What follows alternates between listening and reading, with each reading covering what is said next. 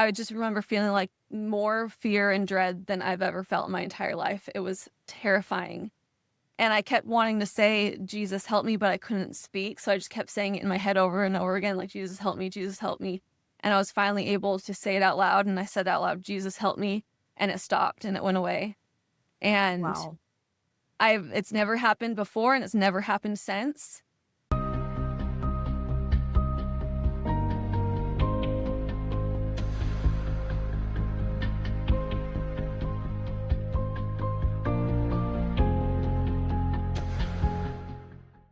Hey, everybody. Good to be with you again for a few minutes here. My name is Trent with Comeback Podcast, where I'm the production director, and I'm also director on the Comeback Foundation board. So about once a quarter, I think I mentioned this last time, I'm going to share some updates with you all about what's happening with Comeback behind the scenes, some things we're really excited about. And yeah, we just want to keep you informed, keep you in the loop. So first and foremost, we have our new website launching on March 1st. We're really excited about this. Whole new rebrand, refresh of our logos and everything. We're so excited about it. It looks awesome. Can't wait to share it with you. So look for that March 1st. You won't have to change the URL or the domain or anything. You'll just keep going to where you've been going. As we release it more and more over the year, we're going to be refreshing and updating our merch offerings. We're going to be adding, like I've mentioned before, the ability to request speakers to come out to speak at your local events and those sorts of things from the pool of guests that have been on the Comeback podcast in the past. So excited about this website launch and can't wait to share it with you. Secondly, again, on about a quarterly basis, we want to share with you, we are just so blown away by those of you that are donating to the Comeback Foundation. Again, we are a registered 501c3. These donations are tax deductible, but about quarterly, I want to come on here and recognize individuals. Now, we haven't done this yet, so I've got about 6 or 7 months to kind of update. So I'm going to read some names off here and go through this kind of quickly.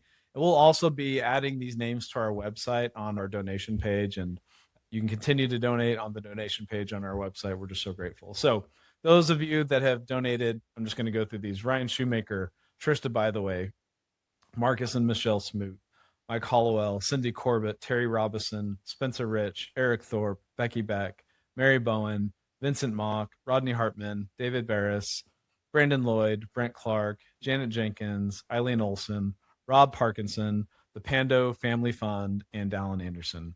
Apologize if I mispronounced anything there. You all are amazing. Thank you so much for making All Things Comeback Foundation possible. We can't do it without you.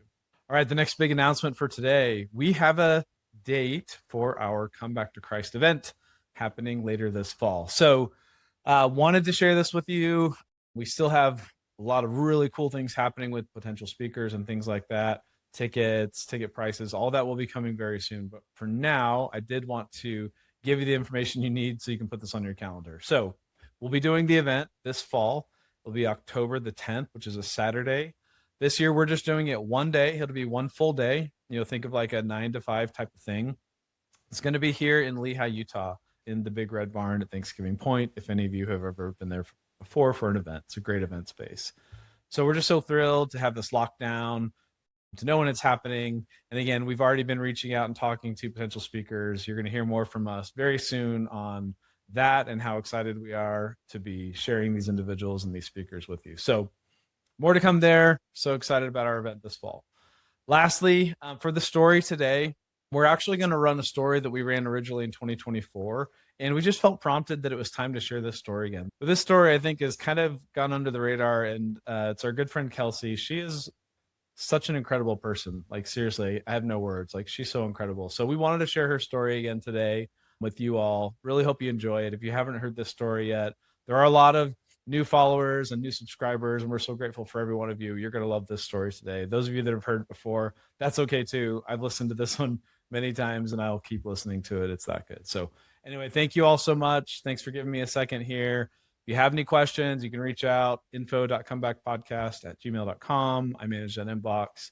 And yeah, thank you again so much for everything that you do to support Comeback. This episode is brought to you by a very, very special brand called Memoir. What makes this brand so special is that it's jewelry designed for one simple purpose, which is to help us always remember the Savior. For years, the main outward symbols of discipleship have been things like a cross necklace or a CTR ring, and both are wonderful, but Memoir creates beautiful, faith-inspired pieces that give us more ways to express our discipleship. Each piece carries a quiet reminder of Christ's life and sacrifice, and it makes such a thoughtful gift, whether someone's walking through a really hard season or celebrating a sacred milestone like baptism, temple endowment, or a mission call. I have mine on right now. I have my disciple bracelet. I love it so much. I wear it every single day and I never take it off. It's more than just jewelry. It's a way to keep our Savior close and to wear a reminder of our faith every single day. So go to memorjewelry.com and use code COMEBACK for 10% off. Kelsey, I know a little bit about you because we did chat previously, but Yeah. you live in San Diego. Mm-hmm. You homeschool your children, Yes. and you have beautiful red hair. Thank you. And yes, tell us a little bit more about you. I mean, that's basically it. Yeah, I live in San Diego with my husband and my kids, and I homeschool, and that takes up most of my life. So, Love it. yeah, Awesome. Well, cool. Let's go ahead and jump into your story. awesome. So, I was born into the church and was baptized at 8 and everything. And then my family left the church when I was 12, right as I was going into Young Women's. And I actually kept going by myself for a few months because I wasn't quite ready to stop. I think most of that was just my friends were there and it was like a lot to give up. Because a couple of years before that, my parents got divorced. So it was like my parents got divorced, and then like within 2 years, my family left the church, and it was just like a lot of change all at once. And so I kept going by myself, but that didn't last very long. And I think at that point, I didn't really have a testimony necessarily, at least not strong enough to withstand like my family not going anymore, you know? And it wasn't for lack of trying though. There was this time where I went to this camp, and it wasn't like EFY. I wasn't old enough for that. I can't remember what it was, but we like stayed in cabins, and you know, it was a church camp. And at the end of the camp, we all got these awards that the leaders were handing out from the week. And I got the most spiritual award because because throughout the week I kept skipping activities to sit in the cabin and read my Book of Mormon, because this was like right as my family was leaving. And so I was so confused, and I really wanted to like have a testimony. I was like, hey, I want to know what I believe and what this feels, because people kept asking me like, do you believe in the church? Do you have a testimony? And I was so young. I was like, I don't even know what that means, but I'm trying. So I kept skipping these activities to stay in the cabin and read my Book of Mormon. But what no one knew is like I was just reading the first 2 or 3 pages over and over again, because it just like wasn't, it was like reading a different language, you know? I definitely tried, but I just didn't have a testimony that I understood enough to stay in the church without my family at such a young age. So I stopped going. Within a few years, you know, my siblings are all older and they were teenagers at the time, so they had all these friends that were not part of the church, and this was when like the whole anti-Mormon, all that stuff was kind of coming out more and becoming more popular to talk about in Utah. We lived in Utah at the time, and my family kind of became more and more anti, like against the church. And so that was just kind of the programming that I received, I guess you could say. So throughout my teen years, I was mostly agnostic. It wasn't something I really thought about anymore at that point. And then I went to college. I met my now husband, and we had our first child, my daughter, and got married. And then we had our 2 boys, and both of my boys were born at home unassisted. And those birth experiences were the most spiritually intense experiences I've ever had in my life. They were, I mean, just incredible. And those experiences were what started it all for me. I truly felt like I had felt God, like I met God in those experiences, and I couldn't walk away from those and not believe in something. So that's kind of what started my journey of like, okay, I'm not an atheist. I believe something. I know what I felt in those experiences. What is it? You know, I started questioning. So at that point, I actually considered going back to an LDS church, mostly out of convenience. I still lived in Utah at the time. There's churches everywhere. There was one right across the street from me. I had newborns, and um, so it was easy. And at that time, I didn't fully understand doctrinal stuff, right? I didn't understand the doctrine of the church or how it differed from other churches. So it just seemed like it's a church. I could start there. So I actually reached out to one of my good childhood friends who was always like really strong in the church. And I messaged her and said, "Hey, I'm considering going back to church. I really want to figure out what it is that I believe in. And I was just wondering if I could talk to you about that." And she was like, "Well, actually, I've left the church. It's all lies. It's Oh. an evil cult, and Joseph Smith is awful, and all this stuff." And she sent me the CES letter, and she sent me a bunch of anti-Mormon books, and she was like, "Don't do it." And that was like a shock to me. So I read all of that, and I was like, "Oh, well, glad to know, geez." I almost did that. So I started going to a non-LDS, just non-denominational church instead. And that only lasted like a month or two. Part of it was because, again, I had young babies. My husband isn't religious at all. So he would come sometimes to like help me with the kids and be supportive, but he wasn't like in it for himself. And so it was just like a lot. And at that same time, I started getting really into New Age spiritualism. So I learned about what Reiki is and like that kind of stuff. And I got really into that, and that kind of pulled me away. And I went really deep into that path for years and years. I became a Reiki healer. I got attuned, is what they call it. So I did that. I offered it as a service. I got really into tarot. I got really into, manifestation and past lives. I had like a little spiritual business where I did energy healing and emotion code healing, which is another form of healing, and tarot readings. And I was really into crystals and, all these things. Started getting into like Akashic records and stuff. And, a lot of this probably won't mean much to most of your listeners, hopefully, because it's all pretty tricky stuff. But I got really into that. And this path ended up being darker than I realized. It started changing me. I didn't notice it changing me, but over time it did.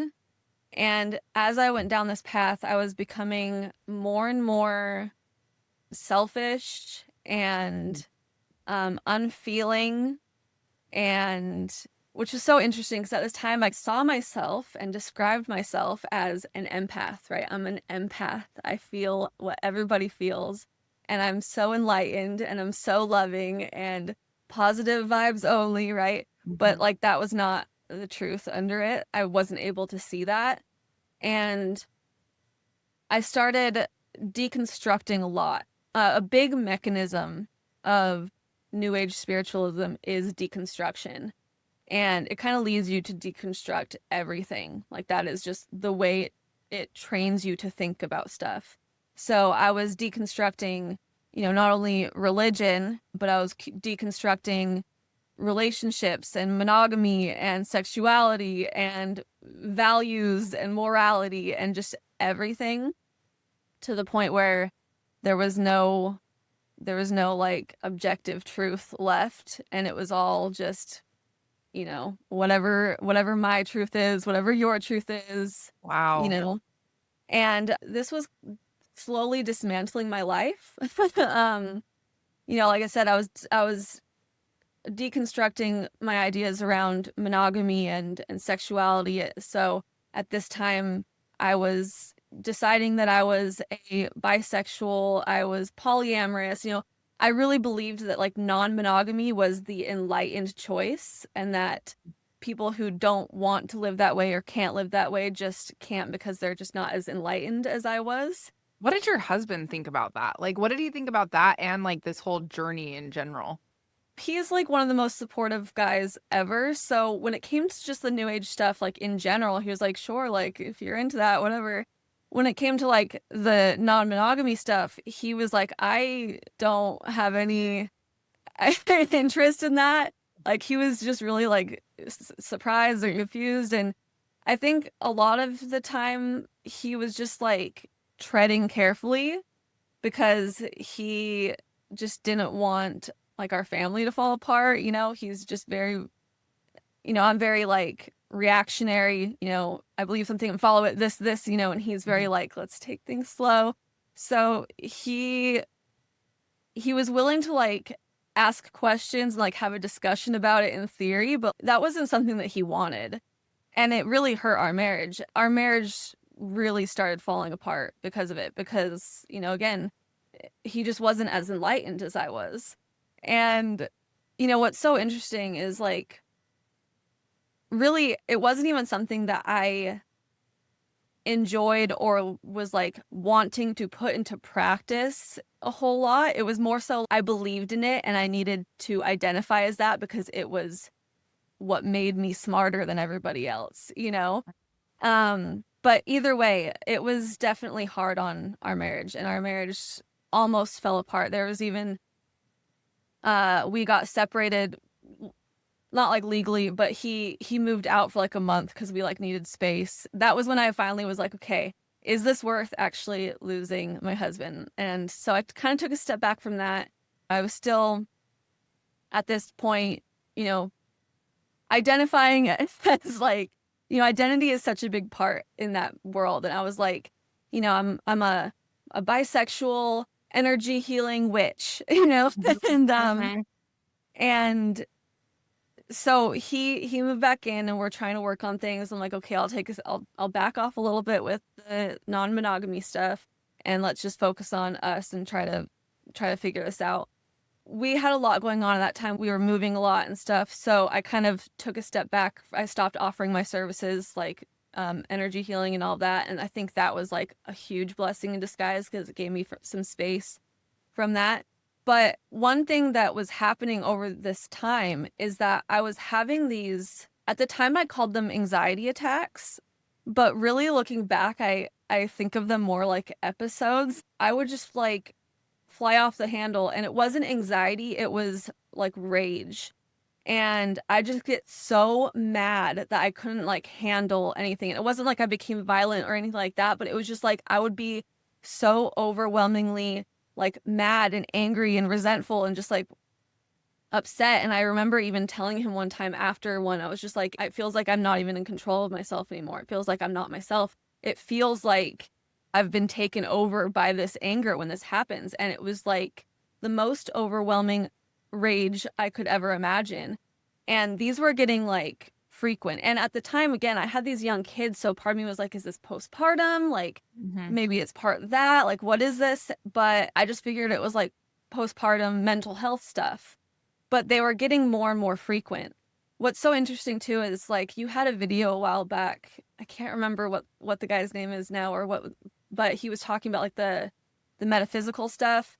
Yeah, And Tony Child, the new age. Yeah. And he used the phrase past feeling. He was past feeling in his video. And I was like, that is so interesting. And, I wasn't past all feeling, but there was a point that I reached where I really was like past feeling anything good or anything godly. I didn't feel love for people anymore. I mean, luckily, I still felt love for my kids, but I didn't feel love for anybody else. I didn't feel love. I didn't feel true compassion. I didn't have any of that. It was like I either felt nothing and I was just like above emotion, or I felt like resentment and, frustration and just like annoyance at everyone. Everyone was always a problem. I saw everyone through the lens of like, how are they affecting me?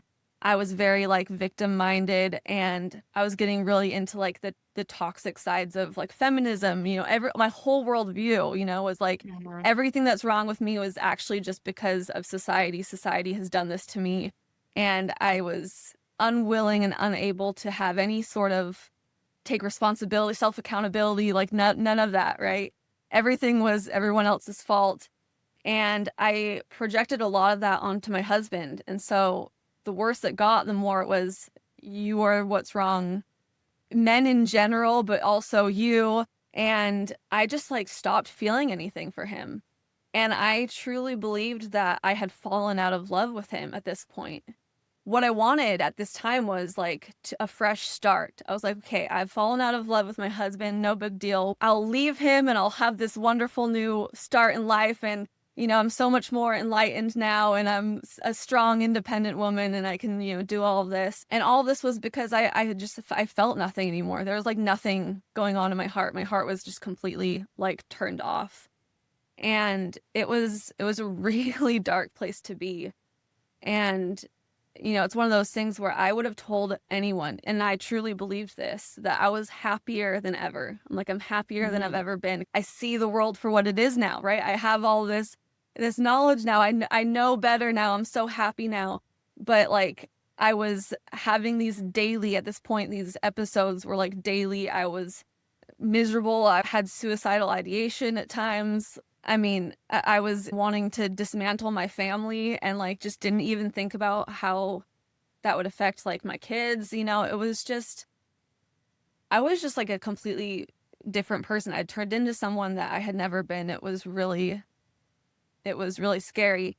And I finally reached a point where I couldn't lie to myself anymore. I was so low. I was starting slowly to see, there's so much going on in society and the culture and stuff that was making me like kind of second guess ideas that I was starting to have. It seems like it was out of nowhere. It was such a crazy thing. But one day I just like had a breakdown moment where I was like, is everything that I've come to believe wrong? And I don't even really know how I got there. Cause again, it was like, I was so convinced that I was like the rightest person in the world about everything.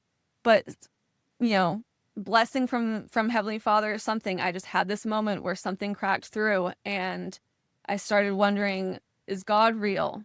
Like, am I really in this alone? Because I was so like in this darkness, and it was just, I was lost. I was like really lost.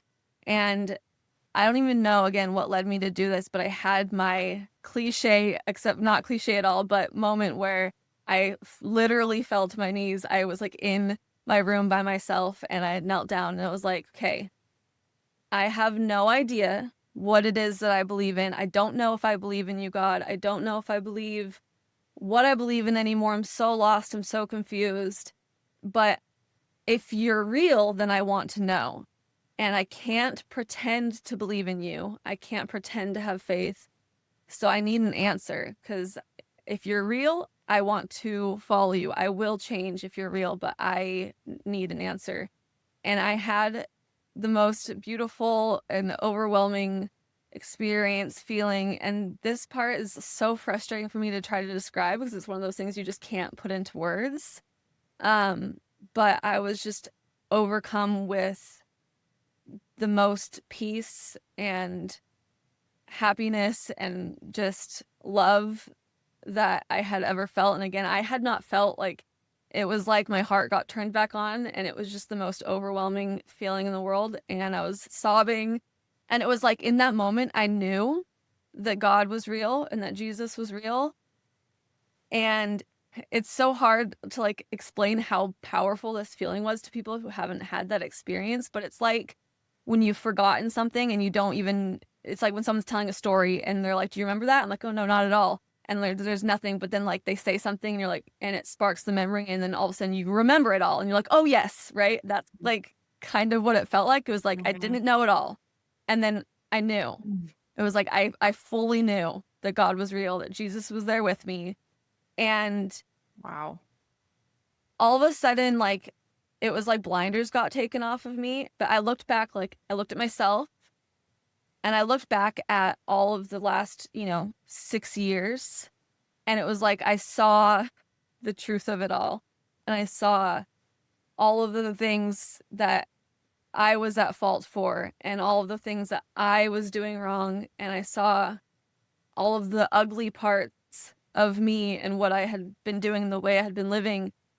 And it was really hard to see. It was really painful to see, but it was so important. I think it was one of the biggest blessings I've ever had in my life after my kids. Maybe it was such a gift. And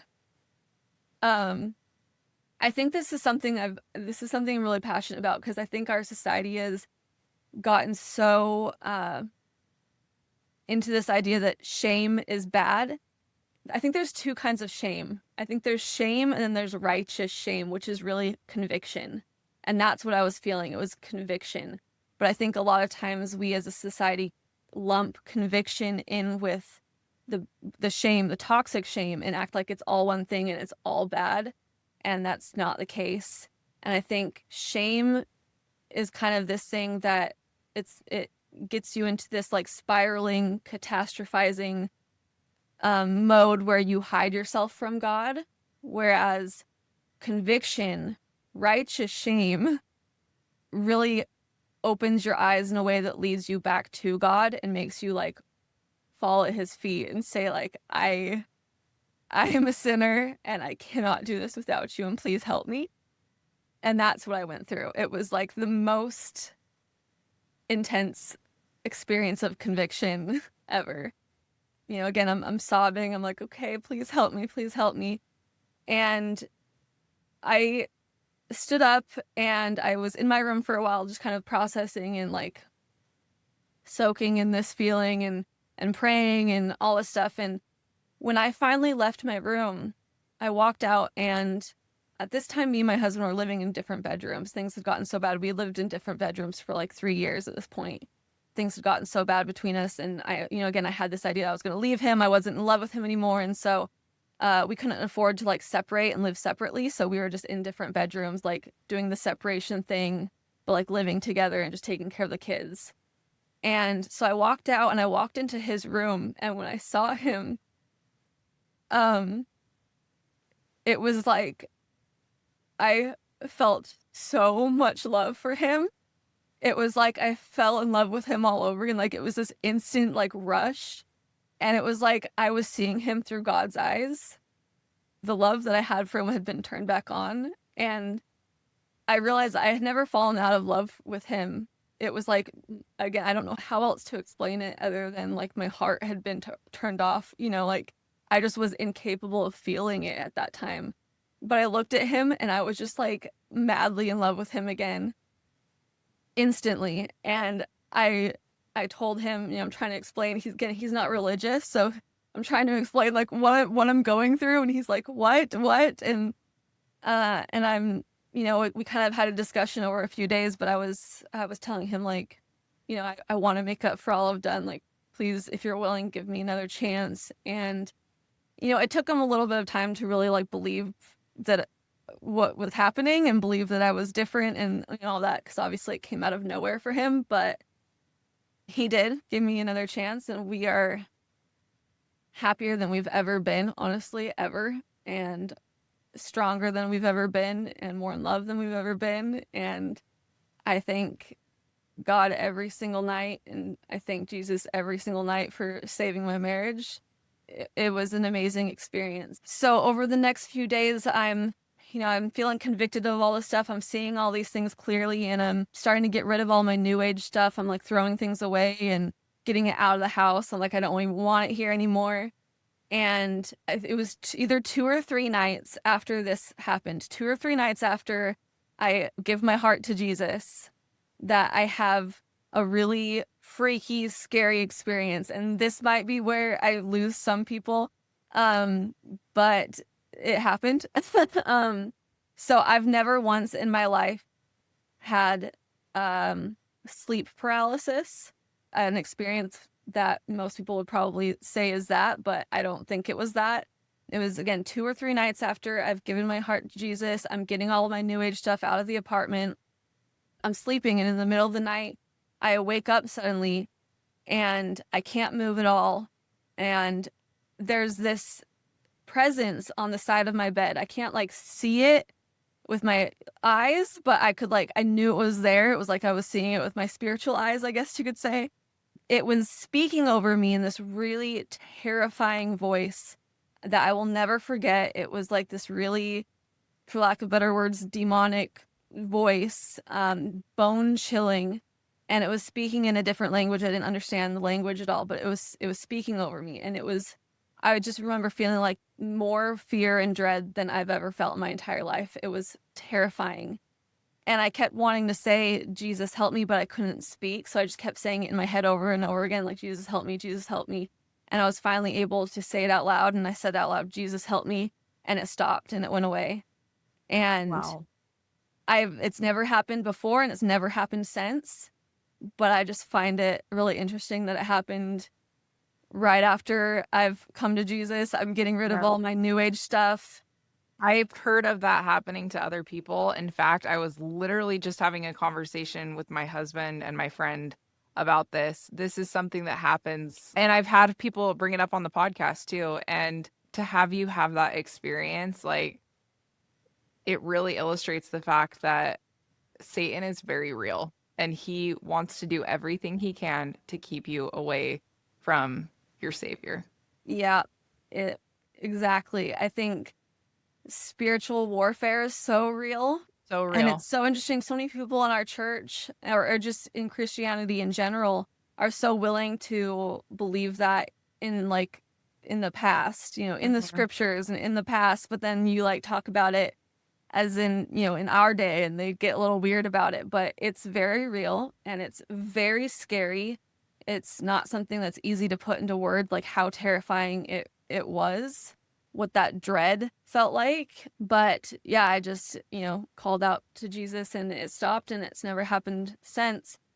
And another thing that has not ever happened since, this was almost 2 years ago, and I have not had a single one of those episodes, and I was having them daily. Wow. The anger The episodes. anger episodes, I have not had a single one. In fact, I haven't had, my anxiety was completely gone after that. My depression was completely gone. And, anxiety and depression is something that I struggled with even as a teenager.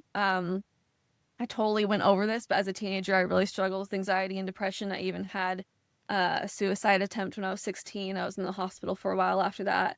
So that wasn't necessarily directly from the New Age stuff, but I definitely think the New Age stuff made it worse. But after my experience coming to Jesus, all of that went away.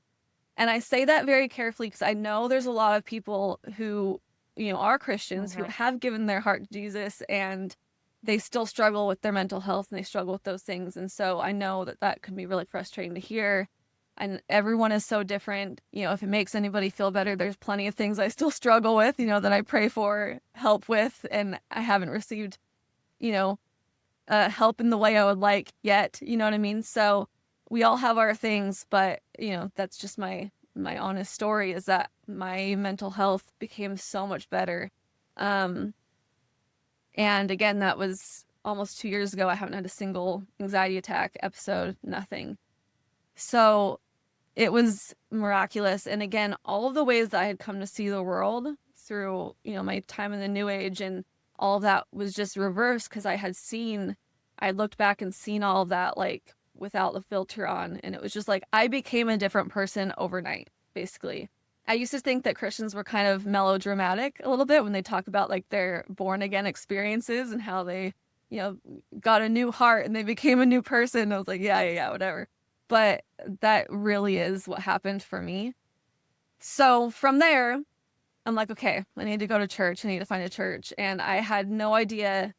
I didn't understand the differences between all the denominations and everything. I knew, LDS Church, the Church of Jesus Christ of Latter-day Saints was a no-go because I had read the CES letter. Like that was not something that was even on my radar. I was like, that's not even an option. But, I start watching all these things on YouTube, Christians on YouTube, and I find a church and I'm going to this church and I the people were very nice, but I'm not one that can just like go to church on Sunday and not think too much about stuff. Like I really like studying doctrine and like understanding it. And so as I'm studying doctrine, I start having these little things pop up where it was like disagreements. The first one was the Trinity. I'm like, I have questions about the Trinity because I don't really, when I read my scriptures, when I pray, I believe Jesus is the Son of God and like that they're different. And this was the first time that I was taken aback because if you even bring that up in a non-LDS church, they're like, well, then you're not saved. And that's Yeah. exactly what happened. I brought these questions up. I'm like, I don't is this a big deal? Is it a big deal that I see this differently? And they're like, yes, because if you don't believe in the Trinity, you're not believing in the right Jesus and you're not saved. So this is a big issue. And I'm like, well, I know I'm saved. Like, why would Jesus like completely change my heart, Right. save my life, save my marriage, save my family, like completely turn my life around, then just take it away because I don't understand this. It was just so odd to me. Mhm. And so then they kept saying, you need to study your scriptures more. But the more I studied my scriptures, the more I prayed about it, the more I was just convinced that I wasn't wrong about it. The Trinity was not something I needed to believe in. And then there was these other things popping up, different points of doctrine. And every time I would have a question about something or I would see something a different way and I would study it, it would lead me to like the Church of Jesus Christ of Latter-day Saints, the way they see it, which was really uncomfortable for me. And at the time I started getting these promptings from the Spirit to go back to that church, to our church. And that was really uncomfortable to me because logically I was like, no, it's all lies. I'm like talking back to the Spirit, like, do you even know what Joseph Smith did? Why is that you're telling me, like, Yeah. do you know the church history?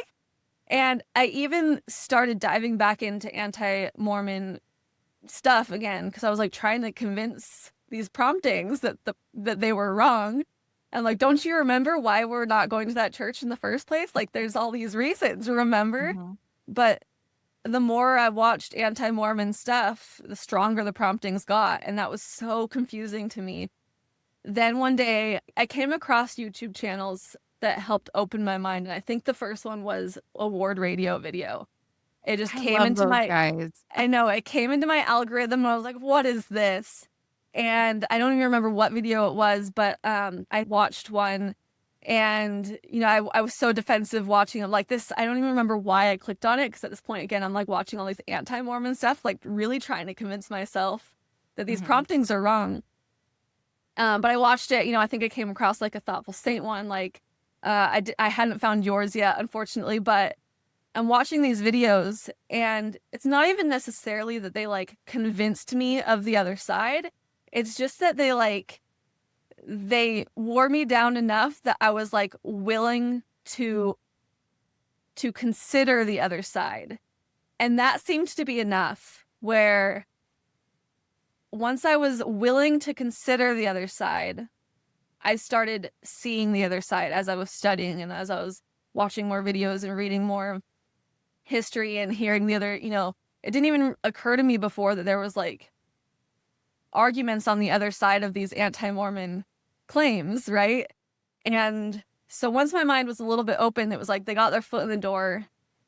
All of these other perspectives started coming to me in various different ways. And that's when I was like, okay, I will go to the church. I'll show up one day. I'll go. We'll see. And I went to a church, my now ward, and I walked in the building and I had that feeling again where it was like I just knew. It was like I was remembering something and I was like, oh, this is right. And it wasn't logical at all and I couldn't explain it at all. And to be honest, it wasn't even something I really wanted. Like there's all these people that will tell me like, well, you wanted to believe in it. I'm like, I really didn't. I really didn't though, actually. Like I was trying to unconvince myself. That's how much I didn't want it. Like I really, really thought that it was just the silliest thing in the world. But once you feel something like that, you can't not feel it. And so started going to church, and around this time I really was given a really strong testimony of the doctrine. That was like the foundation of my testimony, was the doctrine of the church is right. The way we understand the plan of salvation and, eternal progression and like all of the things that make us different from mainstream, Christianity, I knew to be true based on my, reading the scriptures and praying about it. I was really given a strong testimony of it. And because of that, it was like all of the history stuff, all of the messy history, all the things that the anti-Mormons love to use to sow doubt and stuff, that was all like downstream from that. It was like, well, none of that changes. That the doctrine is what my testimony is, and I believe the doctrine is true. And so that was another really big blessing for me because, you know, there's plenty of stuff that I wonder about. There's plenty of stuff I can't necessarily explain yet, or I don't know, you know, as we all do. Yeah. But for me, like I said, it's downstream from where my testimony is. So one way or another, it just doesn't change that I know our doctrine is true. I know our church is true. And if our doctrine is true, then the next step for me was how Joseph Smith had to have been a prophet. And, you know, then I started researching, you know, getting more into the Book of Mormon and studying all the ways how it connects to the old scriptures and just all these things. You're like, well, how do you explain that? You know, like I'm loving the stuff Jonah Barnes is coming out with the Apocrypha, like all that kind of stuff. Where just like, how do you explain that then, you know? So my testimony has really grown in the last year from there. But that's what it started with for me, was like all of this messy anti-Mormon stuff. It just doesn't change the fact that I know the doctrine is true. Yeah, so I've been going back to church. My kids have all been baptized this year. Awesome. And I received my endowments at the end of August, which is really nice. Tell me about your experience going through the temple for the first time. I loved it. And I think, again, it's looking back over my story, there's all these things that I see now were like blessings in disguise. And I actually think coming from an anti-Mormon viewpoint prepared me really well. There's so many things in the temple that was like, I think a lot of people who grew up in the church, it can be surprising to them or whatever, but it was like stuff that I had heard about and used to think it's crazy. But as I was preparing for the temple and as I was, you know, preparing to receive my endowments and everything, I was doing a lot of, you know, personal temple prep. Like I read In the Language of Adam, like those kind of books that really just helped me see the temple in a new way, enough that like nothing really seemed too strange or crazy. So like I didn't have that experience, which I know some people had.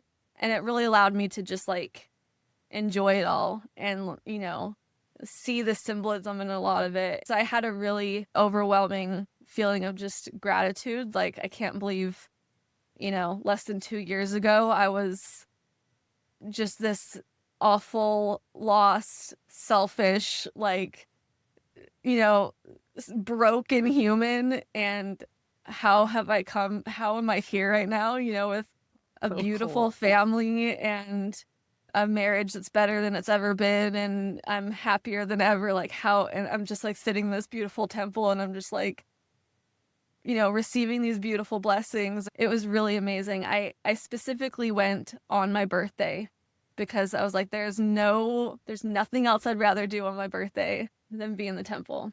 And it was a good choice. It's been great. And my husband's still not a member, but I'm just so lucky because he is just like the most loving and, you know, accepting and supportive guy ever. He, you know, went to all the kids' baptisms and just cheered them on, and he comes to church like once a month at least, and he's super active in the ward. He goes to all the elders quorums activities because he's like super good friends with all of he just loves everyone in the church. You know, he's like the first one to sign up for service things. Like we had a brother in the church that moved recently. He's an elderly brother, and he was the first one to sign up to help him move. Oh my gosh, that literally gives me chills. That's so amazing. He's wonderful. He like signs up. It was so funny. A few weeks ago, we had this event activity at our church, and they're passing around the sign-up sheet in Relief Society for bringing parts of the meal for it. And it gets passed to me, and my name is written down. Like, our name is written down on one of the things. I'm like, I didn't sign up for that. I'm like all confused. I'm like, did someone sign up for me? Like, did someone just decide for me? Or just, you know, volunteer me to make this? I'm so confused. And I like, you know, I'm like, put a question mark. I'm like, I need to figure this out because it was something I'd never made before. My husband's actually like the cook in the family. Like, I can make pasta. I can relate to that sentiment. Yeah, he worked in food for a long time. So he wasn't like a chef, but he worked in food, around food. So anyways, so I go home and I'm telling my husband about this event, and he's like, "Oh yeah, I signed up to bring food for that." I'm like, "Oh, you were signed up for that? That was you, okay." So I like called the lady back. I'm like, "You could put my name back on that." Yeah, my husband did that. he's amazing. He loves everyone in the ward. The ward all loves him. And, you know, even if he never joins, I feel like he's like the biggest blessing you know, I can't believe I get to be married to him, and he's amazing. Wow. And I can't believe there was a time where I didn't see that. I didn't see how amazing he is, and it just makes me so sad for my old self. I just couldn't feel anything, but yeah, my life has been completely changed, and I could not be happier to be a member of the Church of Jesus Christ of Latter-day Saints now. Man, I it's like almost meant to be that our recording didn't work out last week, because it's like this is like something I needed for myself. Like it just, your story's so beautiful and amazing. And it's like we hear so many negative things all the time online about the church, about all of these different things. And you've dove deep into the depths of all of the darkness, and you were able to come back to the light, and it's so evident in your countenance. Like you just have the spirit like in your countenance, and you can see it. Oh, thank And you. you're such a amazing person for everything that you've done and overcome. And I think it's kind of like becoming very much a trend, I guess, to be into this new age, the crystals and the all of Mhm. that stuff. And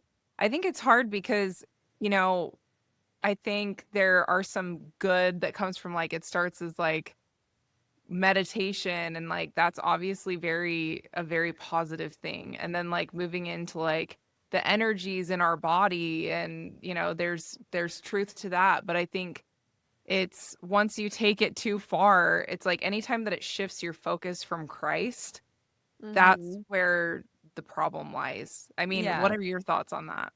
No, it's exactly right. And I think that that's actually why New Age is so dangerous, because there's so much about it that are counterfeits of the restored gospel.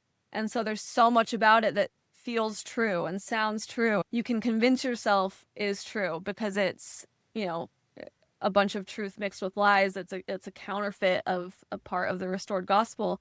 And I think that's why, a lot of LDS women, in specific, seem to gravitate towards it because it's so similar to what they already know and feel. Our doctrine does have a bit of, new agey-ness to it. You know what I mean? Like, so there's a lot in it that, again, that you can just kind of convince yourself is the same, or you can get fooled by it. And that's why it's so dangerous. That's what makes counterfeits so dangerous, is that they look like the real thing.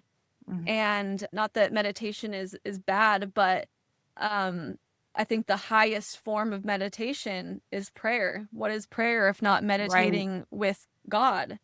Mhm. And would you want to spend this 20 minutes meditating with yourself, or just like opening your mind to whatever? Or do you want to spend that 20 minutes meditating with God, which is prayer, which is something you already have? Mm, I And, love that. there's energy healing, but where does the healing come from? These people they don't have the priesthood, they're not getting it from Christ. Mm. So where is that coming from? And that's definitely scary and dangerous. For example, with energy healing, a lot of the times, like, it would work at first. Like, I had clients that, they saw amazing results. I've had amazing results with energy healing.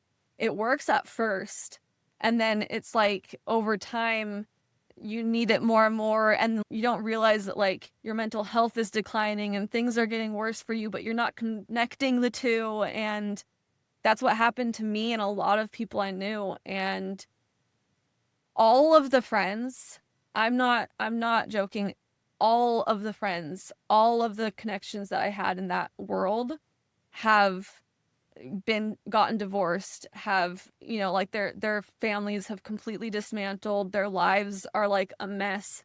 I know that sounds reductive or dramatic, but like, I was watching everyone around me, their lives just completely fall apart. It's really heartbreaking. I was watching this video from a member of our church, and she was talking about she's like getting into the New Age stuff. And I noticed that over the course of this video, she was talking about her relationship with Heavenly Father and like religion, but she was talking about breath work and meditation. She brought those two things up like 20 times, didn't bring up prayer, scriptures, nothing. And I'm like, this is why it's like they don't realize that it starts replacing the things that like we already know work. Like they should be our foundation. And yeah, so I think New Age is very, I get people kind of roll their eyes at me because I'm kind of dramatic about it, but I really mean it. I think New Age is very dangerous because of how much of a counterfeit it is. It does feel true. It's tricky. Wow. Man, that's amazing. Well, okay. Thank you so much for coming on the podcast. You have an incredible story, and I'm blown away by your story. Well, thank you for having me. Is there anything else you want to leave listeners with as we're wrapping up? Just stay focused on Christ. Like you said, if it's bringing your attention away from Christ, then it's not good. When it comes to New Age specifically, I was talking to a friend the other day, and I said, because she was asking me about it, actually, she's a member and she's been getting into it, and I was kind of gently warning her, and she's like, well, what do you think? And I said, there's nothing good in New Age that you can't find in the restored gospel. So there's nothing to gain and everything to lose. Christ has, we have everything we need already. The restored gospel has everything we need. At least for a foundational sense, right? Prayer, scriptures, just stay with what you know, and make your relationship with Jesus your biggest priority, and you'll be good to go. Wow. Love that so much. Okay, well, Kelsey, thank you again. Thanks for being patient with our technology difficulties. You too. Thank you for sticking this out. You're amazing. Thank you so much. Of course. Thank you. Surf Clothing is one of our favorite brands. They have been supporting us since the very beginning. We love them so much. I think one of the things that I like about Surf so much is that my husband is literally obsessed, and I brought him in here to share his experience with Surf Clothing. So Jesse, tell us. I love Surf Clothing. This is the best shirt that I've ever owned for church and professional purposes. It's got four-way stretch, which makes it really nice because not all the time I'm at my desk. Oftentimes I'm moving and out and about. So it's really nice to have a flexible shirt that moves with me. I know that it's got a mesh collar that I love. I think the purpose of that is really to prevent stains, but it's also super comfortable. It's way more comfortable around my neck. If I'm at church or in business meetings with a tie, or whether I don't have a tie, it's really comfortable. It's got arm vents, which I love because I'm kind of a bigger fella. It helps me so that I can be a bit breathable, and I love it. And also, you can get 15% off a shirt from Serve by using the code COMEBACK. A lot of people have asked us how they can support the podcast, and we have created a Comeback Podcast merch line on our website, www.comebackpodcast.org. All of the money made from the merch goes right back into the podcast. So if you are interested in supporting the podcast and you want to purchase some merch, we would love it. Check it out. Thank you so much for being a supporter of the Comeback Podcast and listening to our episodes. It would mean so much to us if you would like and subscribe to our YouTube channel. It helps other people be able to find us, and we want to share this message to everyone.